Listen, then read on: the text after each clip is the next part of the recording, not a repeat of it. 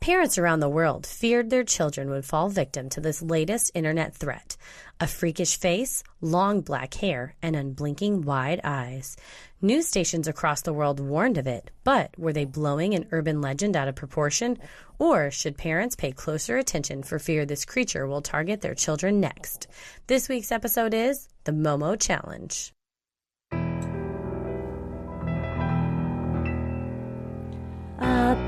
Bump in the night, your heart fills with dread. Probably a murderer who wants you dead. It could be a ghost, a demon, or worse. Perhaps you're the victim of a witch's curse.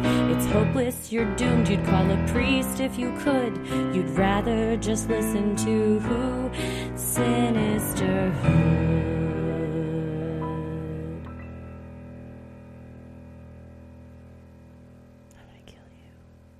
I remember when I was a kid, I just had unfettered access to the internet.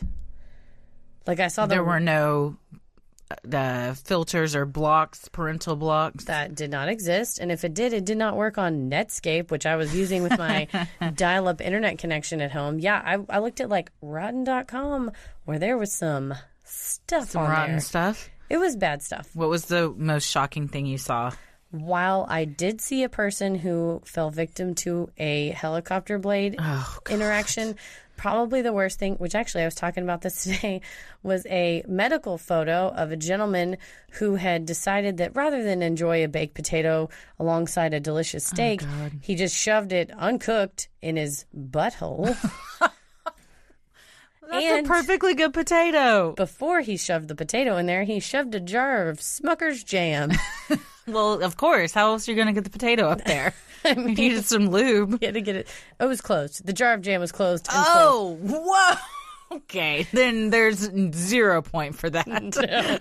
No. Except to stretch it out a bit before the potato has to go on up there. Just no need for it. And this was just for funsies? Apparently, but it's not so fun when you got to go to the doctor and have him take it out. Explain, I just fell on it. There was just a jar of jam sitting on the floor. I was just walking by butt naked and tripped and fell, and it landed in my butt. The annual list comes out every year that talks about things that get stuck in people's various rectum, nose. The annual list produced by whom? Oh, it's an article that comes out on Christmas Day. Because Merry Christmas to one and all.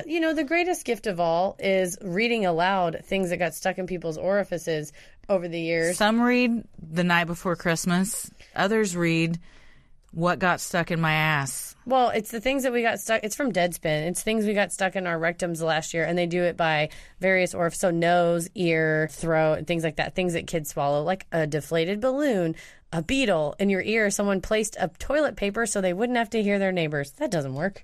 You got to go to the doctor. No. My youngest brother liked to stick things up his nose a lot when he was little. And I remember a roly-poly having to be extracted. A beetle was one of them. Some pebbles. Yeah, things like that. Did you ever watch Pete and Pete where he get a presidential-shaped vitamin shoved in his nose, and he had to rub his foot on the carpet for static electricity and then touch the door and shoot it out? Yeah, supposedly that's science right there. I do not, going back to what you said about rotten.com and those things, I have made a point pretty much since the internet came to be to not seek things like that out, because once I see something, I can't unsee it. See, that's how my sister is. She has like a really visual memory. So if she sees something once, she's like done for. Like it really affects me.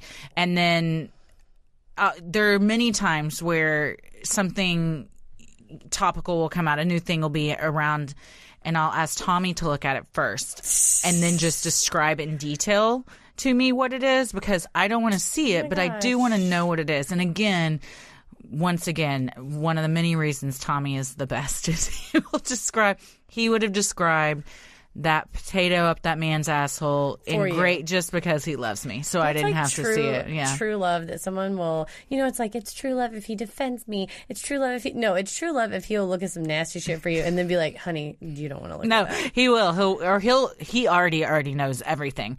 If I said, do you know about this guy sticking, he would finish, the guy that stuck the jam and the potato up his asshole? Yeah, I saw it as soon as it came. He knows about all of it. So he'll say, you don't want to see that. You don't want to look that up. I'm the you don't want to see that person for like sister, friends, family, for everyone. I'll look at stuff. Oh, see, you and Tommy would have a great time on the internet. Take one for the team. Mm-hmm. Well, I'm Christy. I'm Heather. And we are talking today about one of these things that a lot of people don't want to see because she real creepy, y'all. I just want all of our listeners to know you're welcome, you guys, because I saw this very briefly on someone's Facebook and it scared the bejesus out of me. And while I can easily look at a man shoving a potato in his rectum, I do not want to look at this lady's face. That's interesting because she's a sculpture, but the man's real. I don't know. There's some disconnect there, but it makes sense. It makes sense. Does it make sense? I don't know. I think it's horrifying because it's not a real face. Like it's like a. She's creepy. Yeah. Well, like I said, to me, she kind of looks like Shelley Duvall from The Shining. Right. Or the thing from Beetlejuice made a baby with the girl from The Ring. Yes. Whenever Alec Baldwin gets his scary face on to spook people. Yes. I think that it looks like a South Park character. Also that, yes. Yeah. So we're talking about Momo, and specifically the Momo Challenge. Is this a real thing? Let's find out. In 2016, Japanese artist Kaizuke Iso, who works for the special effects company Link Factory, designed a sculpture he called Mother Bird, which came to be known as Momo. The unsettling art was of a woman with long, black, stringy hair, grotesque, bulging eyes, a wide, unnatural smile, voluptuous breast, and the legs and feet of a bird. The most unsettling part of this thing is its titties. She's got a nice rack. They're so nice. They're perky. That's the only thing nice on you start at the top, you're like, oh my God, these eyes, this weird bird smile. Damn, that's a nice rack. What the fuck's wrong with her feet? It's just like, because you gotta, it's that was like a Momo reaction video. It's like in a haunted house when at the end they send you through all the foam so you forget about all the creepy shit you just saw. Confession, never been in a haunted house. Really? Never, ever. I went through the walking... That's so surprising. I went through the Walking Dead walkthrough exhibit and it's kind of a haunted house at Universal Studios Florida with my friend Adam, and he mocked me because I screamed the most at the workers who were just there to make sure you got through safely. They're like, God damn it, ma'am. He's like, they're just trying to do their job. Stop yelling at them. I was like, they're hiding behind corners. They're sneaking up on me. Because they're trying not to distract from the actual scary stuff. Well, I just kept screaming at all the workers. But you don't like workers. People jumping out at you, so that would make sense why you don't like haunted houses. That's how I grew up to girl on the King Kong ride, also at Universal Studios, this time in Florida. Are you allowed back there? I don't think so. I was riding by myself because my friends were waiting in line for Harry Potter, and I ended up, they jump out at you in the walk-through line experience, and there was a crowd of girls in front of me, and when the guy jumped out, I groped the woman in front of me, which made her scream more, and then turn and look at me and had to be like, I'm not part of the ride. I've never been to a haunted house, and Dallas has a ton of them. Dallas has the ones that if you can make it to the top, you get a refund, which I probably would make it to the top because I'm cheaper than I am scared. There's one in Fort Worth, the Cutting Edge, which is the best haunted house I've ever been to. What is it like? It was really good one year, and then I went a few years later, and it wasn't as good, so it might depend on the year you go. It's at the old train station downtown. Already spooky? It is very spooky. It's several stories. It takes about a half hour to get through it. Okay, but you get your money's worth. And then at the end, you go through a maze that's completely pitch black. It's not scary, though. And you have just a glow stick, and they're blaring metal music. And if you find your way out, then I think you get money, and then you also get your ticket for the haunted house refunded. That was the most fun part. You can also pay just to go to the maze part. Yeah. I've never got out, and there were all these things of like, as soon as you get in, you go to the left because you have to go under things and over things and climb over stuff. It was a lot of fun. Physically fit to me. Yes. My fear would be that it's a haunted house, supposedly, and then it turns out to be real. or not turns out to be real, but that it's a haunted house and you get in there and a killer uses that to stab people in the darkness. That's my genuine where fear. you want to go. No, I don't want to do that. I'm saying, that's you're my saying fear. this is why you won't go to a haunted house. This is also why I would not want to be around the Momo statue, because you think it's a statue, but if you get too close, it hits you with the talons. Or its titties. Or those boomers. I don't know. Well, Momo was first displayed in Vanilla Gallery, a horror art gallery in Tokyo. People began to flock to see the creepy display. And the boobs. And soon pictures of the nightmare fuel were being posted to social media. Eventually, the image made its way to the subreddit r/creepy, where it proceeded to get 4,700 points and 900 comments within 48 hours. All right, so it's blowing up already. Also, the most timid horror art gallery name there could be, Vanilla Gallery. What could be in there? Sounds delightful. Yes. Sharon, we're leaving. This is the worst. Did you see the talents? She's like, I saw something else. I thought it was ice cream. I'm sorry. As the Momo image made its way across the internet, it began to morph into something far more sinister. Rumors began to circulate that a terrifying game called the Momo Challenge was taking place on WhatsApp, an app that allows users to text, call, send pictures, and video chat with other users at no cost. And because it's encrypted, it can also be used anonymously. Uh-oh. In order to play the game, kids were being asked to send a message to an anonymous phone number and wait to receive a message back from Momo. Most people who texted the number received insults, implications that Momo knew their personal information, and extremely disturbing images. The original number began with 81, the country code for Japan. But 2 additional numbers have since been associated with Momo, beginning with 51 and 57, the country codes for Mexico and Colombia, 2 Spanish-speaking countries where this seemed to originate. Did you ever have AIM back when you were a kid? Oh, yeah. We talked about this, I think, when people would be like ASL. Oh, yes. AIM, but also just remember all the chat rooms on AOL? I do, and you could change your username, so it didn't have to be associated with your name. So it genuinely was anonymous.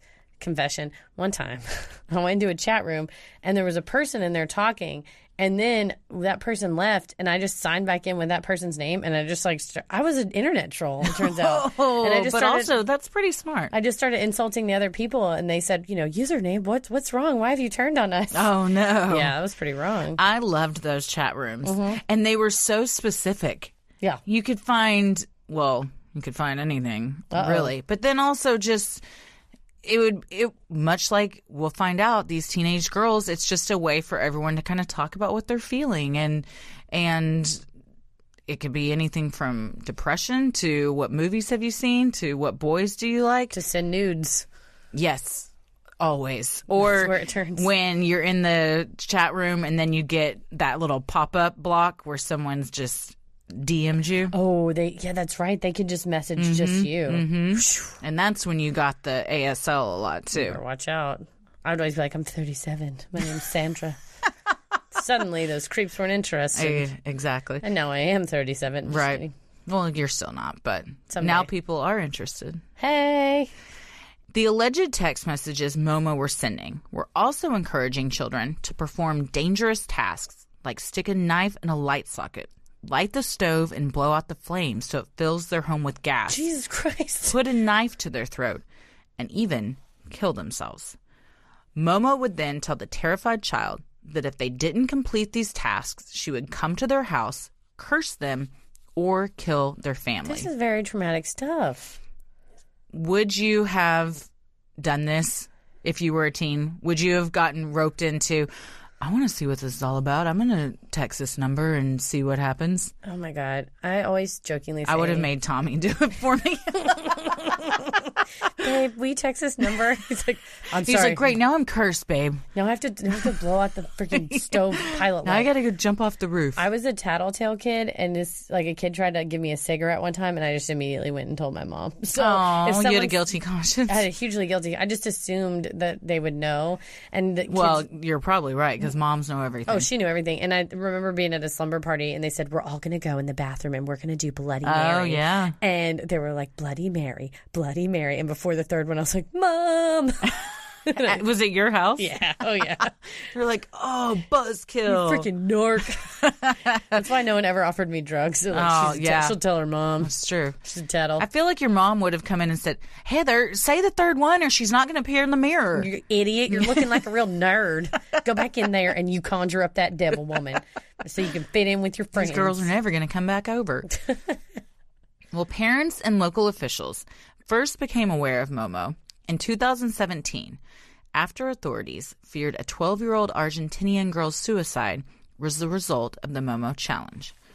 Police never confirmed the connection, but the seed of terror had been planted, and soon reports of a supposed suicide pact began to emerge in Colombia.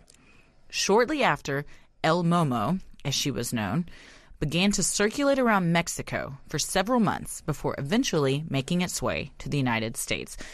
So regardless if it's true, a 12-year-old girl hung herself in her parents' backyard. That's horrifying. It is. Her cell phone was found near her body, and this WhatsApp game was on there. Oh, so have you ever used WhatsApp? No. Okay, I have. It's just it's just a texting service. It's exactly like Facebook Messenger, pretty much. Yeah, and they just found that it was on there and that she had been a part of this group that we'll get into, but also that she'd been texting with an 18-year-old that was telling her to do a bunch of stuff. So what's the more likely suspect here? I mean, yeah, an anonymous bird woman or somebody that's pulling the strings. School officials and local police departments warned parents of the potential harm, claiming Momo was being spliced into cartoons like Peppa Pig and videos of the video game Fortnite on YouTube while their unsuspecting and innocent children watched. They also warned it was being spread amongst WhatsApp users, and some reports claimed it had spread to Snapchat. Parents were terrified that their impressionable and vulnerable children were going to be Momo's next victim. So regardless of Momo being spliced in, there is factual evidence of really disturbing imagery of adults dressed as Snow White, Spider-Man, Mickey Mouse, things like that, stabbing each other and like having ketchup all over the place that are spliced into these little kid videos, which I really don't know why someone would do that except for they're just an asshole. But that is a real actual thing. Absolutely. So the urban legends, and we'll get into the veracity of the Momo thing, but things like this get extrapolated based on real instances. So real instances of disturbing images being spliced into children's cartoons on YouTube has actually happened. Yes. So it stands to reason that something like this could happen. If you let your kids just watch hours of YouTube videos on a loop, because it'll say, if you like this, then you might be interested in this, and it'll just start playing. Man, YouTube knows what's up, because it'll be like, you like this interview with Andy Samberg, you might like this Backstreet Boys video, and you might also like this conspiracy theory about how the moon landing wasn't real. This is everything I love. It's like YouTube knows. Well, but when it comes to your kids, it does that, and they'll be watching Peppa Pig, and all of a sudden it's Peppa Pig with a knife, and she's stabbing her family to death. Yeah, it's horrifying. Well, in early 2019, Momo made its way to the UK, causing panic across the pond. And in late February, Twitter user Wanda Maximoff tweeted an alarming warning that was retweeted more than 22,000 times in just a few days. It read, "Warning, please read. This is real. There is a thing called Momo that's instructing kids to kill themselves. Inform everyone you can." Even celebrities began to panic. Kim Kardashian addressed, if anyone's going to solve this problem, it's Kim Kardashian. Hey, her dad saved OJ. She's going to save a bunch of kids. There we go. Well, she addressed her 129 million Instagram followers about the dangers of the challenge and begged YouTube to remove all Momo challenge videos. While fearful parents and authorities were convincing everyone of this alarming trend, YouTube claimed that they hadn't seen any evidence that the clips actually existed. But if they did, they would remove them immediately. And that was the question. Did the Momo challenge even really exist? Well, it's funny because YouTube will take down videos of... I remember it took down my sister's wedding reception video because it played the Black Eyed Peas. What were they doing? They played the Black Eyed Peas, I Got a Feeling. Well, that should be taken down. 100%. That song makes you jam. And we were on the beach in Mexico. That's the perfect time. That's the only time. The other day on Twitter, you asked, what's a song that if you're in a great mood and you hear it, it's a jam. But if you're in a bad mood and you hear it, you want to throw somebody off a bridge, and mine was I Got a Feeling by the Black Eyed Peas. And mine is Accidentally in Love by Counting Crows. Oh, that's a good one too. Yeah. It's anything overly peppy. Yeah, that song is I was eating pancakes by myself, and that song came on. I was in a good mood. I was like, hell yeah, these pancakes. Yeah. Get it. You're like, but this is a good song. Man, if I was sad, I would just be like, Accidentally in Love? Some of us can't even really be in love. Thanks a lot, Counting Crows. Right. Oh, I have so many people in love with me. I'm just accidentally in love all the time. But yeah, YouTube has such strong algorithms. I think that it would be able to hunt this down. It took, what was the dude that went into the suicide forest and... Oh, yeah, I don't remember that guy, but the one that everyone hates now. Yeah, well, with good reason. They took that down. Well, they got him. All around the globe, there were reports from parents, school principals, and even law enforcement that Momo had messaged their child and threatened them into doing despicable acts. A horrified mother in Florida claimed her 3-year-old daughter was targeted by Momo and was told to hurt herself by jumping off the high slide. That sounds like learned language that maybe the child has been told, don't jump off the high slide. The high slide sounds like a vape shop. It sounds like where you go. Well, yeah, don't jump off that, little girl. That's real. That's a building. Welcome to high slide. Bongs on the left, pipes on the right. Yeah, you got vape juice in the middle. Got to keep them separated.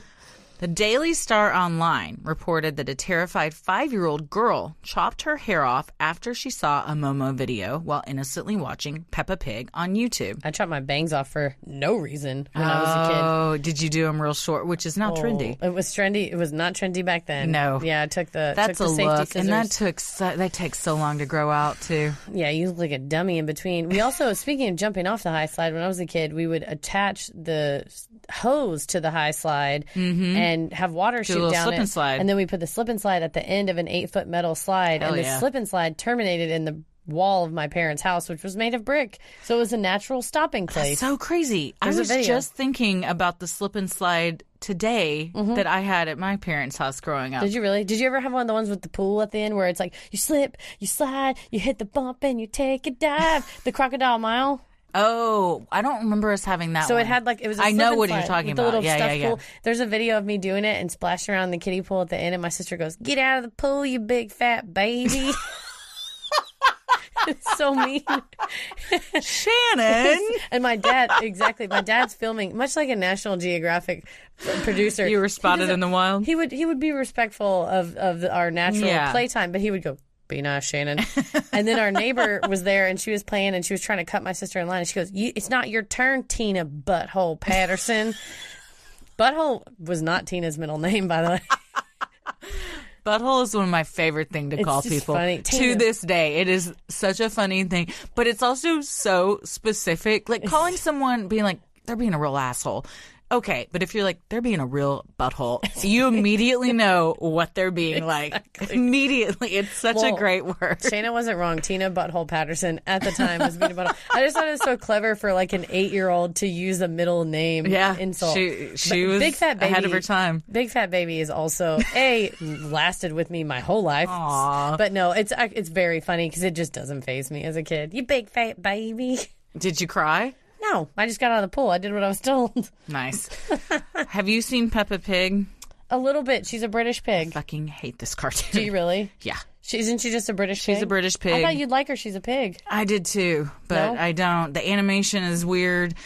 The animation is weird. Their accents are just kind of obnoxious. Not because they're British. We love our British listeners. It's just, I don't know. And it's just like not funny. I My don't know. sister's kid watches Peg Plus Oh, Cat. Peg Plus Cat is the shit. Yeah. Best show on PBS. And Nature Cat. She likes Nature Cat. Nature Cat's good. Nature Cat has Dinosaur the cast Train of is SNL good. and Nature Cat. Oh, really? It's Kate McKinnon and Kenan Thompson. Oh, nice. Yeah.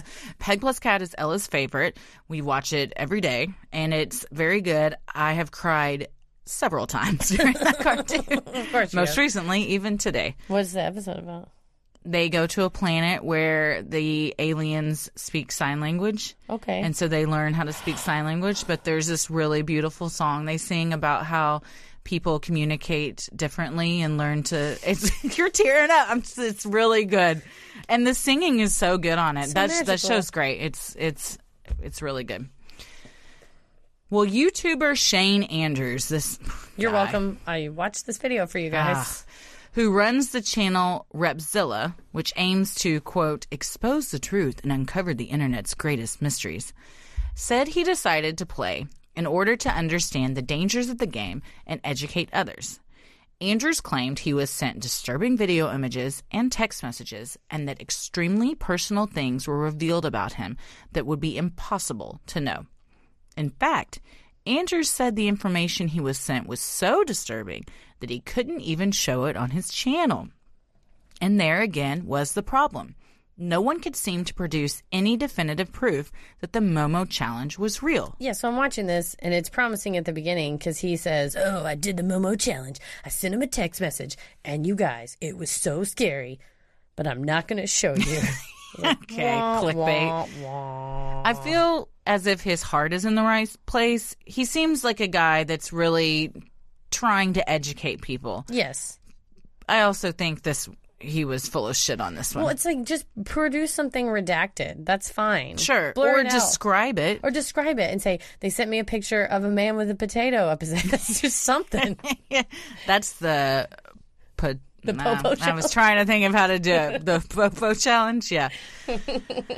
But if Momo wasn't real, why were all these kids claiming it was? According to psychiatrist Dr. Akal Baguette, people join narratives to explain their experiences. That is possibly why some children have said they participated in the rumored challenge despite there being no proof of its existence, which is very interesting from a psychological standpoint. Well, it's kind of like the Mothman. Where yes, or Slender Man. Yeah, once somebody said they saw the Mothman, then suddenly everyone's seen the Mothman. And perhaps they feel as if they really have. Yeah. Or maybe they're just doing it to fit in. Or like how you feel when you do Bloody Mary or the Ouija board or something and you say, oh, well, I felt it move. Didn't you feel it move? Oh, yeah, I did. People lie to fit in. We have an evolutionary need to fit in because way back in the day, if you weren't part of the group, you were hanging out by yourself and you were more likely to get picked off by a lion. Yep. You know, you have this innate sense that you want to be part of a group, not necessarily the main group, but just a group of people with a shared experience. Sure. Absolutely. Well, many people believe that the Momo challenge is just an urban legend perpetuated by the media and fearful parents concerned about the content their children are consuming. It is simply an overblown internet hoax turned global phenomenon, not because of the victims it has supposedly claimed, but because of worried adults trying to protect children from something that doesn't even exist. Well, and it's hard because I think, as we've seen with Abducted in Plain Sight, or more recently, Leaving Neverland, which I watched like in 1 day, well, 2 days. Still haven't seen it. Oh my gosh. But the thing that's the biggest threat, I think, to your kids is something that's around you. Yes. But they do talk about in Leaving Neverland and in Abducted in Plain Sight that the parents didn't want to believe that. And that the thing they worried about is the boogeyman, the scary, the other, something that's they couldn't conceive of someone that loves them or that they trust harming their child. So you try to place that anxiety and fear of wanting to keep your child safe. You place it into something that can seem like a monster. And that you can have control over. Correct. Because you turn the computer off. Exactly. Well, according to experts, there is no evidence any child has committed suicide as a result of the Momo challenge. YouTube still hasn't seen any evidence of the supposed videos and has demonetized content that features the Momo image. There are lots of Momo challenge videos, but they're almost all, it's just news stories about it. Yes, absolutely. Or it's YouTubers. I've looked long and hard for something that was actually sent to someone. I couldn't find anything. If you are listening and you know a person or have heard of a person or seen on YouTube or online or anything actual definitive evidence of the Momo challenge, send it to us.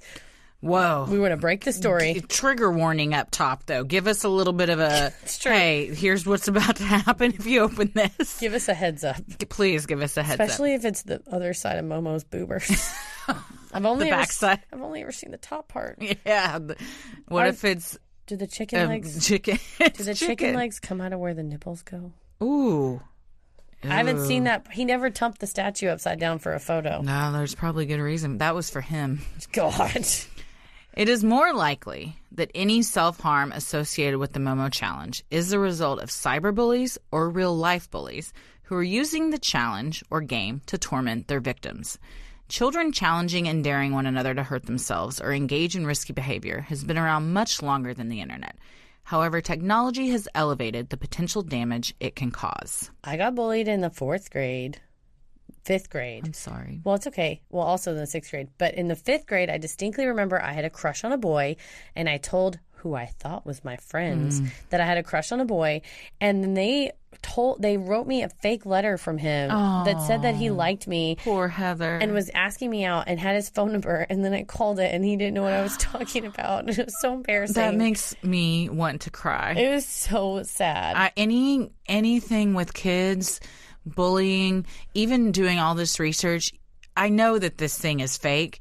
But because kids go through this stuff, and even if it is fake, they still feel the need to maybe participate in these daring things or these self-harm acts to fit in. Imagining Ella going through that stuff. I can't deal with kids bullying. I got bullied. I will go to jail for kicking the shit out of a 4th grader if they say, Ella, your crush told you to call them, and then she calls, and he doesn't know, or she doesn't know what they're talking about. But the thing is, I was so embarrassed I didn't tell anybody. I didn't tell my mom. And in 6th grade, I did get bullied so bad that I didn't go to school for some time because, and my mom did have to go and talk to the teacher and say, listen, these Did girls, the teacher know what was going on? Oh yeah, and she punished them, and then the bullies' parents came up and complained at the school because they're bullies too. Well, apparently, and starts came up at home and complained at the school that our teacher shouldn't quote unquote get involved in social things. I was like, well, your kids are pieces of shit. Also, if they don't, what is it, Lord of the Flies? Just let these kids do whatever they want out on the playground? Survival of the fittest. Let them take each other out. Well, I promise you're more successful than those girls are. Well, by a landslide. I mean, who's to say, really? But it does make you think as a parent. So now for me as a parent, I would hopefully know what warning signs to look for, but the really horrifying thing was, so I was in 6th grade, so that would have been like 1999, 2000.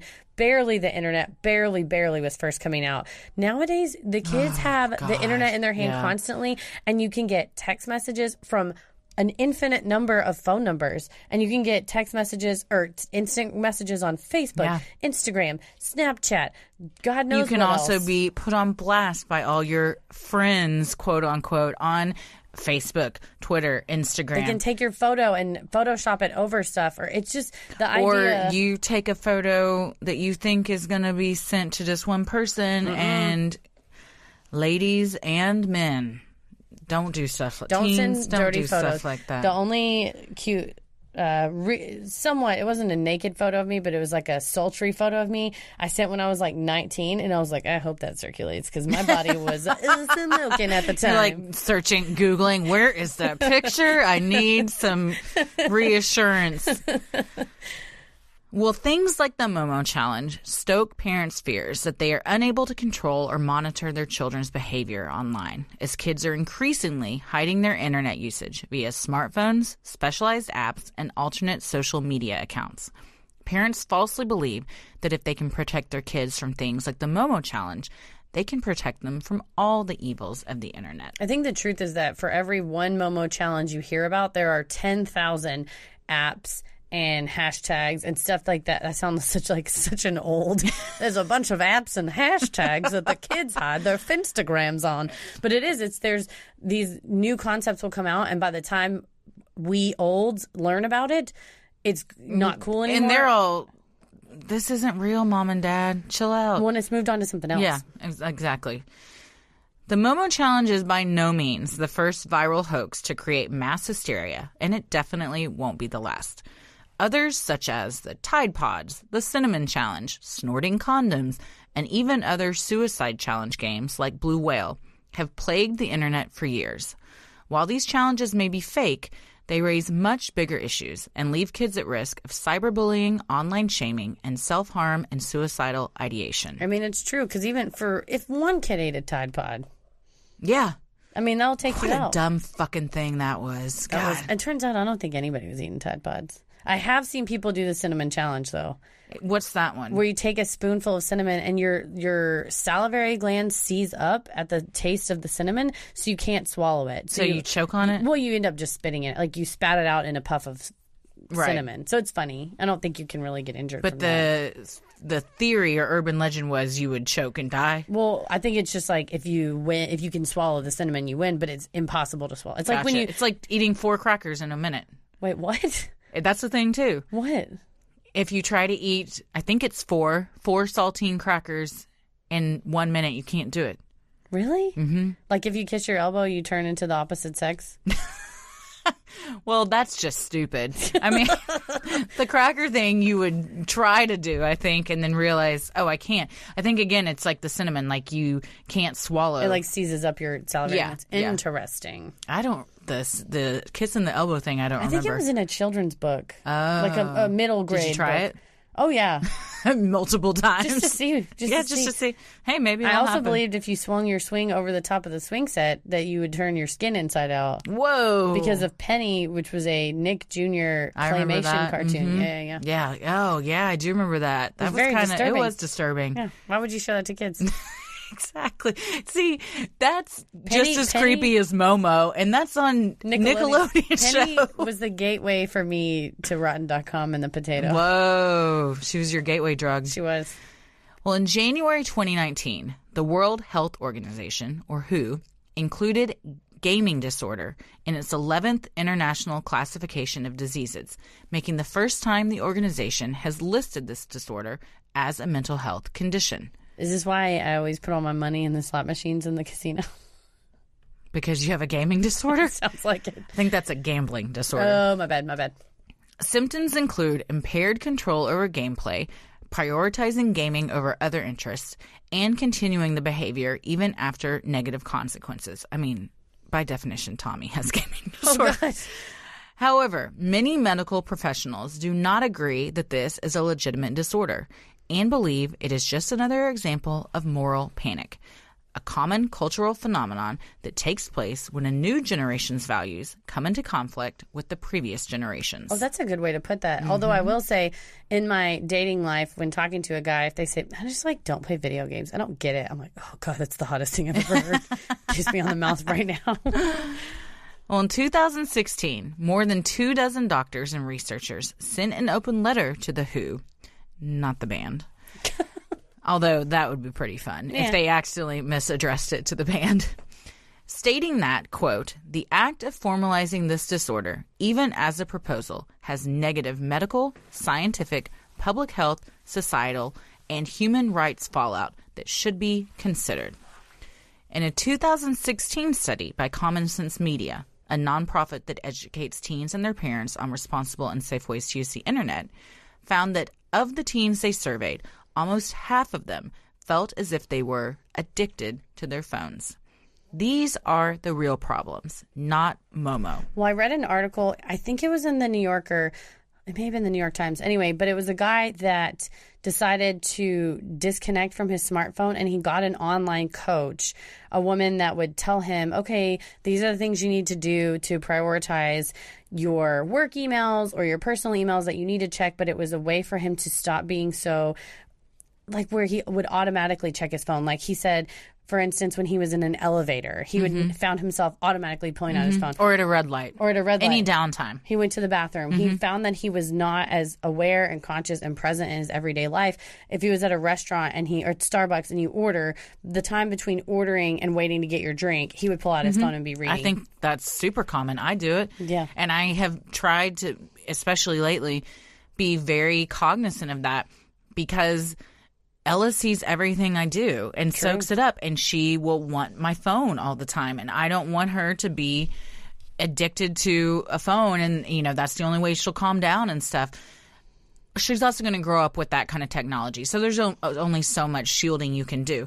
But it also makes me very aware of how much unnecessary time I spend on my phone, and just like that, why do I need to be on my phone right now? Why don't I put it down and look around at what's going on around me? Yeah. No, it's true. We get so locked in to our screens that we kind of just forget that there's a whole real world happening around us. On Sunday. That's beautiful. I recommend for everyone to do this. On Sunday, I went to the Dallas Arboretum by myself. Oh, that's great. And except for one time when my phone rang, I left my phone in my pocket the whole time. I took no photos, and I literally just smelled the air and the flowers. I read all the signs. I listened to music. I did have to send a funny text message because the thing happened that was really funny.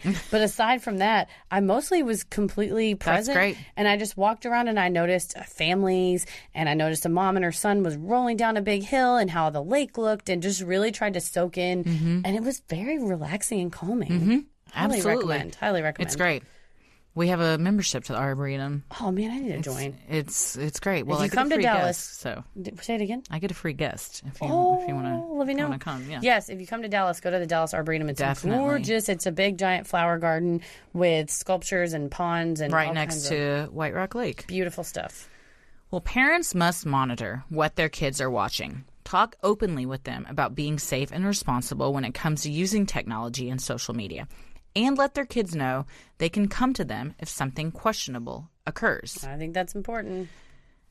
So if the Momo challenge were real, what would be the legal repercussions, if any? True. What is this person, if this Momo, if it's an app or a person, what are they doing wrong? Would it be illegal to use an app or texting to encourage someone to harm or even kill themselves? Recently, a Massachusetts teen, Michelle Carter, was charged with involuntary manslaughter after giving her boyfriend direct instructions to kill himself, including telling him to, quote, get back inside the car he had filled with carbon monoxide with a specially made device. This was such an upsetting case. It's so sad. It really is. And she encouraged him for days. Fuck her. She's awful. I will go on record. She's terrible. Send us messages if you want, but fuck her. I haven't read a ton into this case because it does just incite so much rage in me. Is her defense, he was unhappy, I was helping him, he wanted to die, I was supporting his decision? No, I think that the defense was she was a messed up teen too, and she knows not what she did, for she is a messed up teen. And I think that the prosecution's argument, and I think they were right, is that she was desperately in search of attention and wanted to play the grieving girlfriend so bad that she just picked this poor boy who obviously was somewhat... He had some mental health problems as well. Yeah, but multiple times he thought, I'm not going to do this. No, and in the text he says, my parents would be so unhappy. My parents would be so sad. And she says, nah. Your family will be fine. I'll be here to tell them it'll be okay. They would want you to not suffer anymore. I mean, she flat out... She's like a psychopath. I mean, it's crazy. And her sitting in that goddamn courtroom, just that smug-ass look on her face... Oh man, it's tough to watch. It really is, and it's. I think they rightfully charged her with involuntary manslaughter. Frankly, well, to be charged with involuntary manslaughter, the prosecution had to prove Michelle was, quote, engaging in a course of wanton or reckless conduct. Michelle was charged with involuntary manslaughter, convicted and sentenced to 15 years in jail, of which 15 months are mandatory before she is paroled. Her case was one of the first of its kind. But would these laws extend to something like the Momo challenge? Well, and that's the question. If you are behaving in a manner, wanton or reckless manner, that could reasonably cause the death of someone else, that's textbook involuntary manslaughter. So convincing someone to kill themselves and encouraging that is involuntary manslaughter. And this case was the Michelle Carter case was so egregious, and there was so much evidence. I think that's why they were able to secure a conviction. Where I think that the law is shadier and more questionable is if, say, someone, have you ever had interactions with Smart Child on AOL Instant Messenger, or there's bots on Twitter that you can text, and it's automated responses that have been pre-coded into a program that responds. Basically, it reads what you say and it auto responds. And Facebook Messenger has this. PayPal will respond to you on Facebook Messenger. Mm-hmm. So my question would be, this is a very Black Mirror-ish scenario, but if you are a programmer and you code a computer program to encourage someone increasingly more dangerous behaviors, to engage in more dangerous behaviors, would that then be this reckless conduct that you would be reckless in not considering the ramifications of your programming? That would be my question. Because, I would think so. I mean, you think so, but I was at South by Southwest last year, and I sat through a panel on how they can take it's called the Roman app. This girl had a best friend named Roman, and he died prematurely. And she was able to take all of his emails, all of his Facebook chats, all of his text messaging, put it into a program, and she made a Roman bot. So she could text. Oh, this is a Black Mirror episode. This happened in real life. No, I know, but I'm saying this is also that was where it's her husband, right? I think. Yeah, he's killed in a car accident. It's called Be Right Back. I think about it weekly. Oh my God. I'm serious. It has, really? Yes, it's very. But it's so funny. Leaves an impression. If you think about the interactions we have, you and I interact in person at least once a week, multiple times a week sometimes. However, all day, every day, we text each other. Mm-hmm. And there's such a backlog of our texting. Mm-hmm. I bet you could put us into a predictive. I text so much all day. Man, that's going to be a fucked up bot. We talk about a lot of weird stuff. Serial killers. That's true. A lot of real weird stuff. But yeah, I wonder if you coded something that it would challenge people to do increasingly dangerous things. If you, as the programmer, I would say arguably you could be charged with something like involuntary manslaughter or something like that. That would, based on the results, based on if someone harmed themselves. Well, we'll get to a case like that. Yeah. In just a second. Another case in Minnesota in 2011, a nurse was found guilty of assisting suicide by encouraging people to live stream their hangings. While assisted suicide is illegal in Minnesota, the Minnesota Supreme Court overturned his conviction, finding that outlawing verbal encouragement of suicide violated the First Amendment. The law actually prohibited assisting, advising, or encouraging. And so assisting would be that was something that you could accurately say, well, you handed someone, you helped them take the medicine, or you helped them. And that's legal. Correct. But the court struck down the prohibition on advising or encouraging because they were too broad. Because advising or encouraging, like if you say, oh, go kill yourself, loser, then is that advising someone that they should go kill themselves? But also in an assisted suicide, I imagine there's some advising going on in the proper way. Yeah. From someone that is a nurse or something that is helping with assisted suicide. They're going to advise you on what to expect, or is this right for you, and things of that nature. Yeah, and in this case, since Minnesota decriminalized suicide, then question is, whenever you have a statute and a court and you're challenging your conviction under a statute, and it's something like the First Amendment, they check and see if there's an exception. So in this case, the prosecution first tried to say, oh, it's a crime exception because he's obviously assisting in a crime. But since Minnesota decriminalized suicide, it doesn't fall under that. So if it's not under an exception, then they have to investigate it under the frame of strict scrutiny. The law that is regulating the content of your speech has to serve a compelling government interest, and that it's narrowly drawn to serve that interest.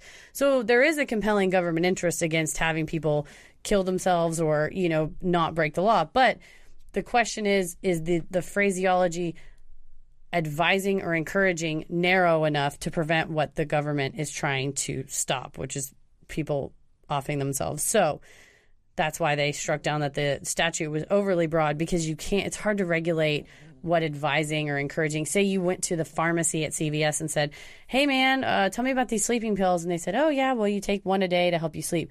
Well, what if I took the whole bottle? Oh, that'd be bad. You probably wouldn't live. Okay, thanks. Well, did you just advise someone? Right. So that's where they came down on that. So they charged him with the advising or encouraging, which that's the part of the law that was unconstitutional. It was constitutional to charge him with assisting suicide. So even though it's no longer illegal it's not, assisted suicide is still illegal in Minnesota. Suicide is not illegal, which doesn't make sense, because how do you charge a person that's done that? Because they decriminalized suicide itself, which never made sense to me as a kid, I would always be like, it's illegal to kill yourself? And Mom's like, yeah. I'm like, well, but what? How do you get caught? Right. You can't really get in trouble for it, but that doesn't mean it's not illegal still. In 2016, another internet suicide game called the Blue Whale Challenge made headlines when a Russian newspaper reported that a group known as F57 on the Russian VK social network had caused 130 teens to commit suicide. The newspaper was later criticized for inciting moral panic after it was determined none of the suicides were confirmed to be a part of the challenge. No, I've seen pictures on the internet, but they may have been photoshopped of like people carving a whale. I think they're real. You think so? Who's to say what's real online? Like Momo, Blue Whale was supposedly accessed via various social media platforms and was described as a challenge-based game between a participant and an administrator. Over the course of 50 days, the player would be assigned one task per day that they would have to complete. In the beginning, they would be something fairly simple, such as get up at 4:30 a.m. and watch a scary movie. The task would eventually escalate into self-harm, and then, on day 50, suicide. I just don't understand why you would follow anyone's instructions ever as a teenager. I sure as hell didn't. Because I think they're all predisposed lost and vulnerable and looking for answers. So there were all these groups, these F57, and they were essentially kind of like chat rooms. Oh, okay. That a bunch of these teenage girls belonged to, and it all stemmed from a 15-year-old Russian girl committing suicide. That this was a real thing that happened. It's been proven. And she posted, she was a member of this group. Okay. And then she kind of became idolized amongst them. And everyone posted all about her. And this is kind of how the Blue Whale thing started to morph out of it. So it was a bunch of girls who, and there were probably guys in there too, who were all depressed, possibly suffering from mental health problems, and kind of supporting each other in these types of endeavors. So yes, they were carving things into their arms and stuff like that. You're predisposed to do something like this, and then you find other like-minded individuals who, rather than discouraging the behavior, encourage and I it. think you're a depressed, lonely, suicidal teen, and that's tough. Yeah, exactly. Well, eventually, 21-year-old Philip Budikin confessed to creating the game and was charged with coaxing 16 teenage girls into killing themselves. However, authorities soon learned that Budikin wasn't the evil mastermind they once thought. Rather, he was an aspiring musician using the online forum as a way to promote his music. He would post shocking content in the group, and once people would follow him, he would spam them with music promotions.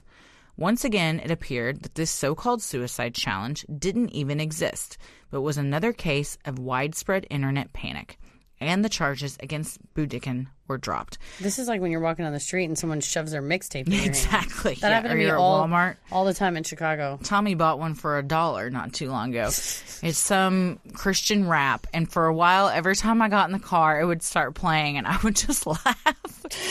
But, so, even though this Blue Whale challenge wasn't real, the fact that teenage girls were killing themselves, hurting themselves, yeah, was very real. Yeah. So the problem isn't the challenge. The problem is what these girls are going through, and that they're not getting the proper treatment and help.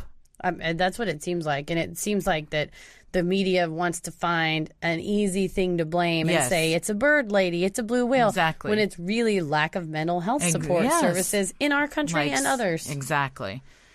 And not taking teenagers seriously when they say that they're depressed or they have issues. Like, you'll get over it, you're just hormonal. It's a phase. No, it's not a phase. Sometimes it's real stuff. And they need validation and support, and they need to help. know that it's not an embarrassing thing. Like, I remember being younger and people would say, oh, that girl, she's in therapy. Like, it was something bad. And now when I hear someone's in therapy, I'm like, oh, man, good for you. I think therapy should be something like mandatory. Going. Absolutely. And also, you go to a regular doctor for checkups, and if you're feeling sick, you go to the dentist.